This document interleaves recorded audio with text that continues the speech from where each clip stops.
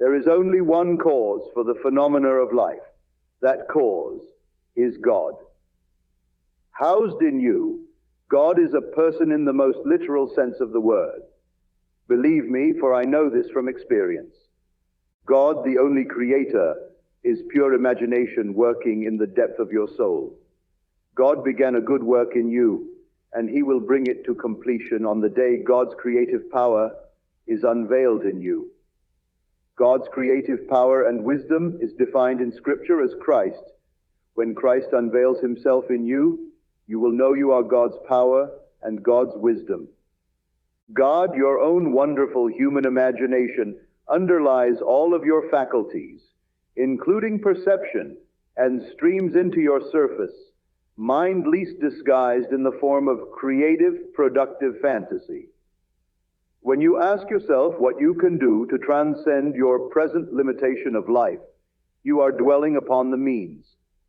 God does not ask you to consider the means, but to define the end. Speaking to you through the medium of desire, God asks the question, "What wantest thou of me?" Then he tells you not to be concerned with the ways and means, for his ways are unsearchable. They are inscrutable and past finding out. This statement you will find in the 11th chapter of the book of Romans. So don't be concerned as to how God will fulfill the end, only know that he will. Can you believe your desire is fulfilled? Can you believe it is true? If you can, it is yours for the taking. This quote is another reminder that our imagination is the true force within us. Humans tend to associate power with physical force, whereas the power of our thoughts is underestimated. God is not external to us and represents the divine and creative forces existing in each of us because of our imagination. Each of us, through our ability to imagine and believe, can manifest whatever we desire. In essence, this quote is so profound, so deep, teaching all of us that God is the singular cause behind all life's splendors, residing within us not just as a divine presence, but as an intrinsic part of our being, in the most literal and personal sense. This presence is characterized as pure imagination, which is the creative force that shapes reality from the depths of our souls.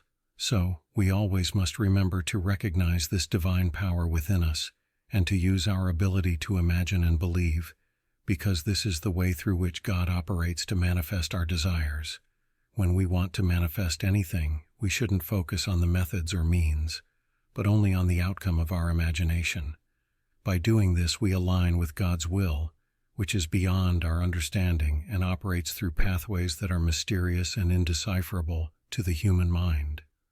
Our divine imagination is responsible for all aspects of our perception and creativity, influencing our conscious minds to produce outcomes that align with our deepest desires.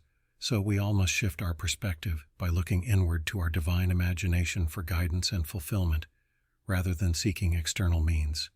The realization of our desires is only possible when we have faith in our imagination's power to create reality.